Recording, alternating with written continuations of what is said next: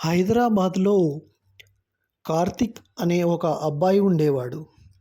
అతను ఒక చిన్న కాల్ సెంటర్‌లో జాబ్ చేసేవాడు.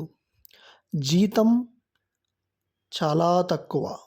కానీ ఇంట్లో అమ్మ, చెల్లెలు వాళ్ళందరి బాధ్యత అతనిపైనే ఉంది. ప్రతిరోజు ఉదయం 9 గంటలకి ఆఫీస్‌కి వెళ్తాడు. రాత్రి లేట్‌గా తిరిగి వస్తాడు. అతని జీవితం చాలా సింపుల్. కానీ అపార్ట్మెంట్లో ఉండే వాళ్ళందరూ ఒక విచిత్రమైన విషయం గమనించారు. ప్రతిరోజు అచ్చం రాత్రి 2 గంటలకు కార్తీక్ అపార్ట్మెంట్ టెర్రస్ పైకి వెళ్ళి ఎవరికో ఫోన్ కాల్ చేసేవాడు. స్టార్టింగ్‌లో ఎవరూ పెద్దగా పట్టించుకోలేదు. కానీ ఇది రోజూ జరుగుతుండటంతో అందరికీ ఏదో తెలియని ఇంట్రెస్ట్ పెరిగింది. కొంతమంది అనుకున్నారు అతనికి సీక్రెట్ లవ్ అఫైర్ ఉందేమో అని. ఇంకొందరు ఏదైనా ఇల్లీగల్ పని చేస్తున్నాడా అని డౌట్ వచ్చింది. అపార్ట్మెంట్ వాచ్మెన్ కూడా చాలాసార్లు గమనించాడు. ఒకరోజు క్యూరియాసిటీతో వెళ్ళి టెర్రస్కి వెళ్ళి వినడానికి ప్రయత్నించాడు. కానీ కార్తిక్ చాలా స్లోగా మాట్లాడుతున్నాడు. ఏమీ క్లియర్గా వినిపించడం లేదు. ఇంకో రోజు నైబర్స్లో ఏదో తెలియని ఆతృత మొదలైంది. రాత్రి 2 గంటలకు కాల్ అంటే ఏదో సస్పీసియస్. అపార్ట్మెంట్ అసోసియేషన్ ప్రెసిడెంట్ కూడా గమనించడం మొదలుపెట్టాడు. కొన్ని రోజులకు ఒక మీటింగ్ పెట్టారు. కార్తిక్ని పిలిచారు. నువ్వు ప్రతిరోజు రాత్రి 2 గంటలకు ఎవరితోనో ఫోన్లో మాట్లాడుతున్నావు అని డైరెక్ట్గా అడిగేశారు. కార్తిక్ కొద్దిసేపు సైలెంట్గా ఉన్నాడు. తర్వాత అది నా పర్సనల్ విషయం అన్నాడు. అంతే. అందరికీ మరింత డౌట్ వచ్చేసింది. ఒకరు పోలీస్ కంప్లైంట్ ఇవ్వాలని అనుకున్నారు. మరొకరు సీక్రెట్లీ వీడియో తీయాలని ప్లాన్ కూడా చేశారు. ఆ రాత్రే ఇద్దరు టెర్రస్ దగ్గర దాక్కున్నారు. అచ్చం 2 గంటలకు కార్తీక్ మళ్ళీ టెర్రస్ పైకి వచ్చాడు. ఫోన్ డయల్ చేశాడు. కొన్ని సెకండ్ల తర్వాత అతను మాట్లాడడం మొదలుపెట్టాడు. హలో అమ్మా అని అన్నాడు. కానీ ఆశ్చర్యంగా అవతల నుంచి ఎలాంటి శబ్దం లేదు. అతనే మాట్లాడుతూనే ఉన్నాడు. ఈరోజు ఆఫీస్లో చాలా బిజీ అమ్మా. చెల్లెలు ఎగ్జామ్ బాగా రాసిందా? నువ్వు ఉంటే చాలా సంతోషపడేదానివి అని చెబుతున్నాడు. దాక్కున్న వాళ్ళకి ఏమీ అర్థం కాలేదు. అతను 15 నిమిషాలు అలాగే మాట్లాడి కాల్ కట్ చేశాడు. నెక్స్ట్ డే అసోసియేషన్ మీటింగ్లో విన్నటువంటి ఇద్దరు కూడా ఇదంతా చెప్పారు.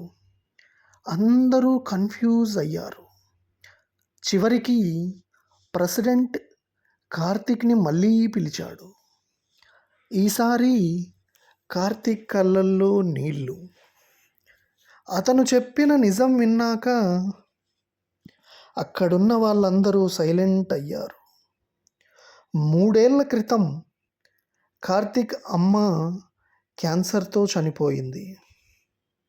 చనిపోయే ముందు ఆమె హాస్పిటల్ బెడ్ మీద ఒక మాట చెప్పింది.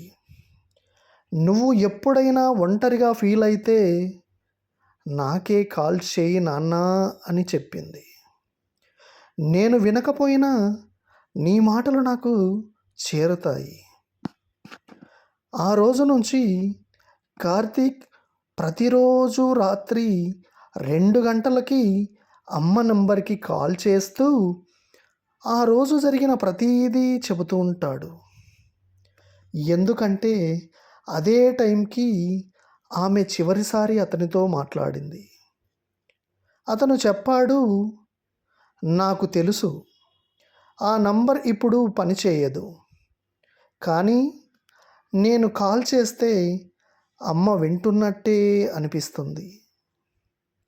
మీటింగ్ హాల్లో పిన్ డ్రాప్ సైలెన్స్. ఎవరూ కూడా ఒక్క మాట మాట్లాడలేకపోయారు. ఇప్పటి వరకు అతనిపై డౌట్ పెట్టిన వాళ్ళందరూ కూడా గిల్టీగా ఫీల్ అయ్యారు. ఆ అపార్ట్మెంట్లో ఉండే ఒక రిటైర్డ్ టీచర్ ముందుకొచ్చి ఇలా అన్నాడు, మీ అమ్మ చాలా అదృష్టవంతురాలు. ఇంత ప్రేమించే కొడుకు అందరికీ దొరకడు.